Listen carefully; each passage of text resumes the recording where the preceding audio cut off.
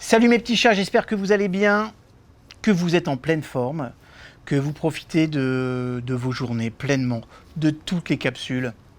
Merci de les partager, merci de vous abonner aussi pour ceux qui ne sont pas encore abonnés. D'abord, si vous ne le faites pas, vous passez à côté de la bénédiction sur 12 générations.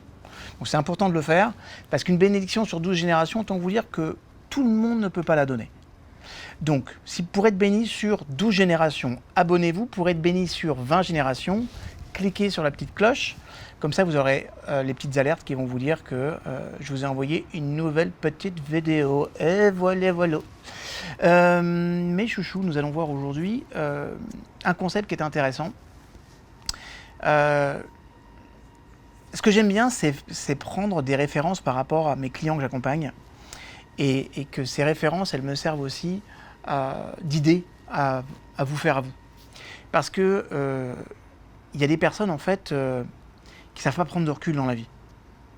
La question c'est, est-ce que vous savez prendre du recul? Ok. C'est vrai qu'on a tendance à ne voir que des instantanés partiels, parfois au sein de tout un système. Ok. Et puis parfois on se demande pourquoi les problèmes les plus importants ne trouvent jamais de solution. En fait, vous savez qu'il y a des personnes qui sont dites rationnelles et d'autres qui vont être plutôt émotionnelles. Okay. Être rationnel, c'est élargir son horizon, voir plus loin que le ici et maintenant. C'est-à-dire quoi? C'est-à-dire que quand je décide de ce qu'il convient de faire, j'ai intérêt à réfléchir aux conséquences de mes actes, au-delà de mon environnement, au-delà de ce qui se joue ici. En prenant une résolution, je dois être à même de voir plus loin que le présent, maintenant. Donc, quand je suis dans le rationnel, j'essaie d'observer, je comprends l'ici. Okay. Quand je prends une décision, je transforme le maintenant. Et du coup, je vais pouvoir tenir compte de mes leçons passées, celles qui ont été source d'apprentissage et qui vont m'éviter de projeter les mêmes problèmes, les mêmes difficultés ou les mêmes travers dans l'avenir. D'accord ? Je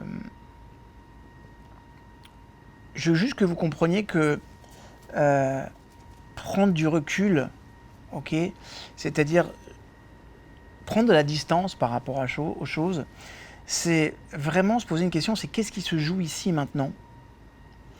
Et qu'est-ce que je peux faire pour transformer ce ici et maintenant en là, demain. Je répète parce que c'est très important. Parce que cette réflexion-là, quand vous l'avez dans votre cerveau, il fait appel à des sphères du néocortex qui sont différentes. Quand je me concentre sur le ici et maintenant, je ne me concentre pas et je n'active pas les mêmes zones que quand je me concentre sur là, demain. Qu'est-ce que je vais pour faire passer de ici à là, comme dirait Jamel Debbouze, de là à de là? Qu'est-ce que je fais pour passer d'ici à là? Qu'est-ce que je fais pour sortir de maintenant pour rentrer dans le demain? Ok. Parce que vous allez voir que si vous avez cet état d'esprit, vous allez vivre d'autant plus pleinement, parce que vous allez être capable de voir délibérément les choses d'un point de vue complètement différent.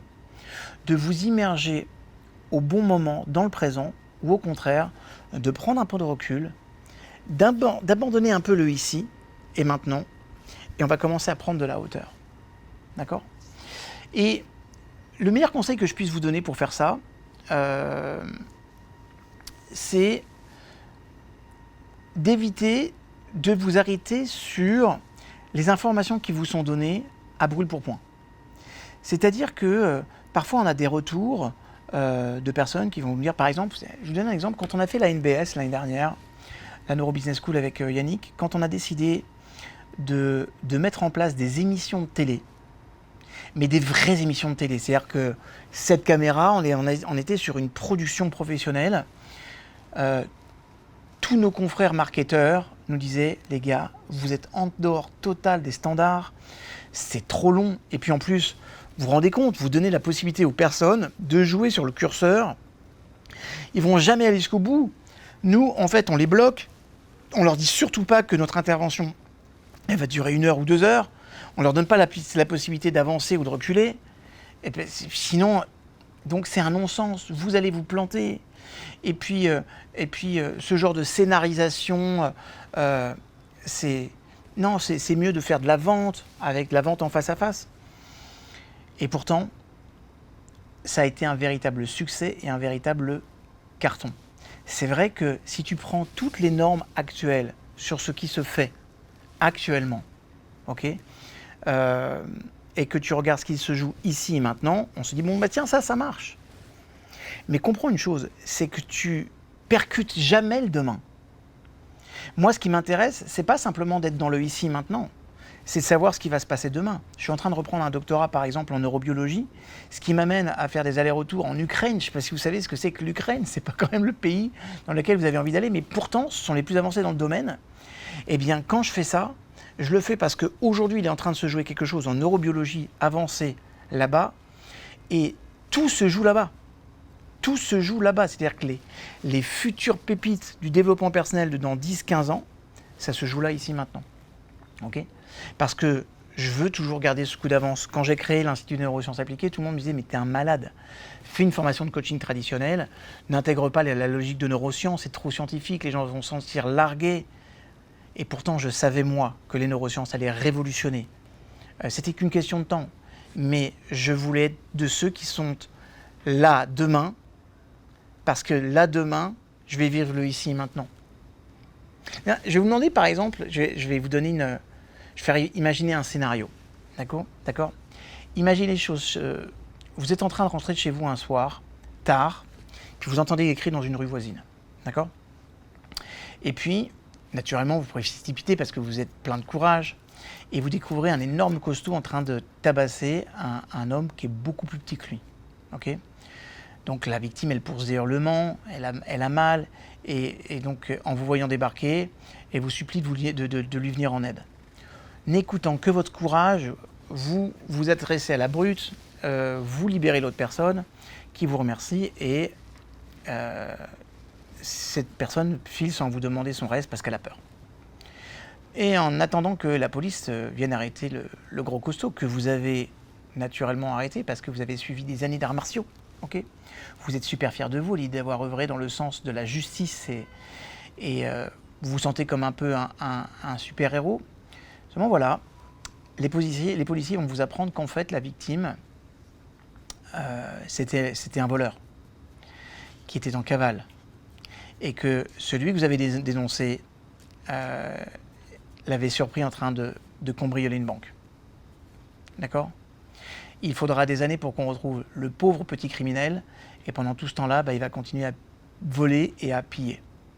En clair, nos réactions affectives, pour le coup reptiliennes, obéissent à l'information qui nous semble dominante à un moment donné. Écoutez bien ce que je viens de dire, c'est très important. Nos réactions affectives obéissent à l'information qui semble dominante à un moment donné. C'est valable pour le marché, c'est valable pour le mode de fonctionnement en règle générale, de l'information en règle générale. C'est pourquoi, en fait, ces informations, elles peuvent nous induire en erreur. Et